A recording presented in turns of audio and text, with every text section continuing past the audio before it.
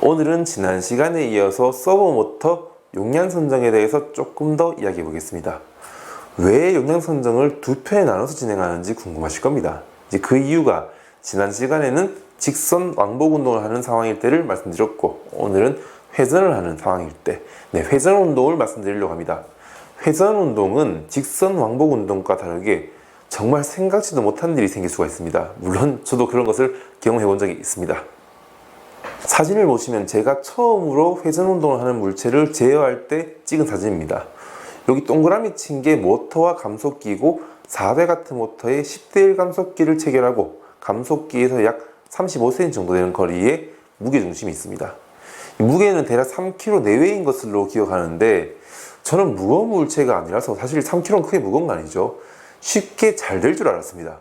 그래서 다 만들고 난 다음에 조그 모드로 천천히 움직여 보니까 이 정지해야 되는 위치에서 정지를 못하고 좌우로 막 요동을 치다가 갑자기 모터가 퍽 하고 기절을 했습니다.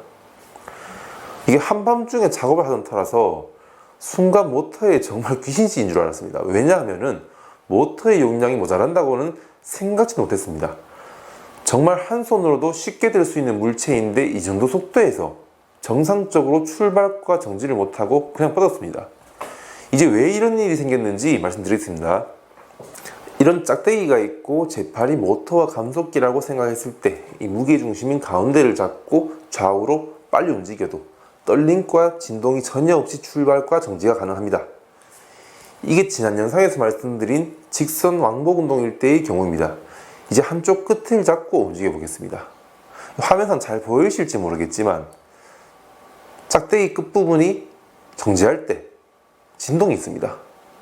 이제 이런 진동이 생기는 이유는 회전하는 물체가 정지하거나 출발할 때 관성이 있기 때문에 그렇습니다. 이런 관성은 무게의 비례에서 증가하고, 이제 더 큰 문제는 회전축의 중심에서 무게 중심까지의 거리의 제곱에 비례해서 관성이 증가합니다. 가볍다고 생각하는 물체도 무게 중심이 멀어지면 멀어질수록 제곱에 비례해서 관성이 증가하므로 물체에 대한 관성이 엄청나게 증가합니다. 동일한 무게라도 직선 왕복 운동할 때는 무게 중심이 거의 딱 붙어 있죠. 이렇게. 그래서 무게에 대한 영향이 거의 없지만 회전 운전할 때는 이 무게에 대한 부하가 거리의 제곱에 비례하므로 엄청 큰 관성이 실립니다. 이 관성에 대한 문제는 속도 제어할 때는 크게 문제가 없습니다. 왜냐하면 속도 제어는 한 방향으로만 출발해서 거의 한 방향으로만 돌아가는 거죠. 그래서 그냥 서는 겁니다, 마지막에. 하지만 위치 제어는 막 왔다 갔다 해야 됩니다. 그리고 속도 제어는 크게 위치에 대한 정확도가 필요가 없기 때문에 그 위치가 조금 벗어난다 하더라도 속도만 약간 바꿀 뿐이지 위치를 잡기 위해서 최선을 다하지는 않습니다. 하지만 위치 제어는 이런 문제가 발생합니다. 이게 모터고 회전 물체입니다. 그리고 손가락을 가리키는 위치가 정지해야 되는 위치입니다. 이렇게 쭉 움직이다가 이 위치에 정지를 해야 되는데 관성 때문에 조금 밀리겠죠. 밀렸을 때 원래 위치로 돌아가기 위해서 백을 합니다. 하다가 서야 되는데 또 관성 때문에 또 밀립니다. 이걸 이제 반복하는 거죠. 이렇게 서야 되는데 서지를 못하고 더 막 크게 움직이는 겁니다. 이러다가 그러다 결국은 위치 오차 과대, 과부하 이런저런 에러 코드를 띄우면서 그냥 기절을 해버립니다. 경험이 많으신 분들은 크게 당황하지 않으시겠지만 저처럼 기초부터 하시는 분들은 이제 이런 문제가 생기면 엄청 당황합니다. 왜냐하면 머릿속에 없던 일이 갑자기 생긴 거죠. 이제 문제의 원인을 알았으니까 해결을 해야 됩니다. 일단 이미 기구를 다 세팅을 다 하고 감속기와 모터까지 전부 달아놨다면 방법은 하나밖에 없습니다. 서버의 파라미터 중 개인 값을 조금씩 변경해서 억지로라도 움직일 수 있도록 만들어야 됩니다. 나중에 한번 자세하게 말씀드리겠지만 관성비, 위치 루프 게인, 속도 루프 게인 등의 값을 조금씩 바꿔가면서 최대한 이 위치를 벗어나지 않고 신속하게 위치에 정지할 수 있도록 세팅을 해야 됩니다. 근데 이게 생각보다 좀 쉬운 일은 아니에요. 마티즈를 튜닝한다고 해서 에쿠스가 되는 게 아니죠.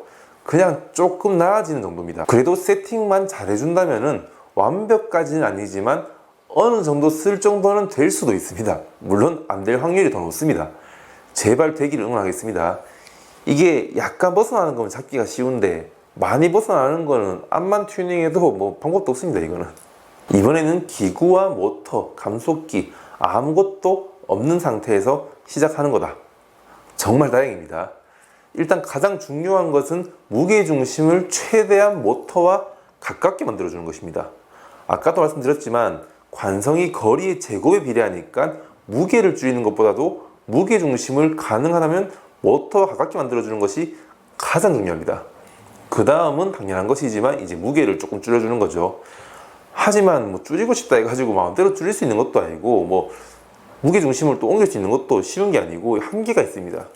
그때는 어쩔 수 없이 감속기의 감속비를 올려줘야 합니다. 10대 1을 사용했다면 20대 1 또는 50대 1, 속도가 정말 느려도 괜찮다면 처음부터 100대 1을 사용하는 것도 방법입니다.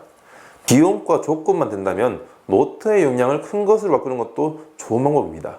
모터의 사이즈가 커진다면 단순하게 힘도 세지지만 관성에 대한 영향도 적게 받습니다. 그래서 400W보다도 750W를 쓰는 것이 좋습니다. 서브 모터도 엄청 비싸지만 감속기도 모터만큼이나 엄청 비쌉니다. 특히 감속비가 20대 1 이상이 되는 높은 제품들은 과분수 같이 입력축이 작으면은 출력축은 또 큽니다. 그래서 비싸겠죠. 많이 비쌉니다. 감속비가 올라가면 올라갈수록 가격도 조금씩 더 올라갑니다. 그래서 가능하다면 모터나 감속비는 10대 1과 같이 표준형이면서 소형인 것을 쓰되 무게와 거리를 줄이는 것이 돈을 생각했을 때는 가장 경제적이긴 합니다. 물론 안 되는 경우는 어쩔 수 없이 모터와 감속기를 키워야 됩니다. 오늘 이야기를 한번 요약해보자면 회전 운동은 직선 완복 운동보다 엄청 아주 많이 민감하다. 그래서 처음 설계를 하실 때 잘 고민해 보시고 해야 된다. 이것이 오늘의 결론입니다. 이제 이런 것들을 경험을 한번 해보시고 이 정도의 무게와 이 정도의 거리에서 모터와 감속기는 이 정도면 되겠다는 것을 스스로 한번 감을 잡아 보시는 것이 정말 중요합니다. 회전 운전에 대해서는 직선 완복 운동과 다르게 이 정도 무게를 쓰면 되겠다 이렇게 말씀드리기가 조금 어렵습니다.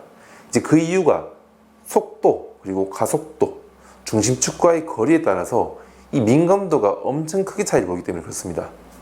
오늘 말씀드린 거는 모터로부터 무게중심까지가 멀 수 있는 로봇팔 이렇게 움직이는 거죠. 그리고 직경이 300파이가 넘어가는 대형 롤러들 이런 거를 제어할 때 관성 영향을 엄청나게 받을 수 있다. 이걸 말씀드린 거고 직경이 60파이, 50파이 이렇게 되는 소형 롤러 또 거리가 100mm 또는 150mm 이내의 짧은 제품들 이런 것들은 관성에 대한 영향은 크게 없습니다. 그냥 이송하는 물체 또는 롤러라면은 어떤 공급하고자 하는 물체 이런 거에 무게만 조금 신경 쓰시면 되겠습니다. 방금 나왔는 구독하는 영상 이게 제가 쓰는 롤러인데 롤러의 직경이 230파이 그리고 길이가 1m쯤 됩니다. 조금 큰 거죠. 이제 이거를 지금 1kW 서버로 40대 1 감속기로 쓰고 있습니다.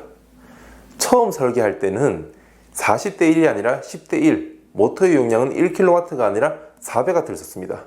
결과는 뻔한 거죠. 아까 말씀드린 것처럼 이 롤러는 캠제를 이용해서 조금 빨리 돌다가 천천히 돌다가 빨리 돌다가 천천히 돌다가 해야 되는데 출발할 때 그리고 정지할 때 진동이 엄청났습니다.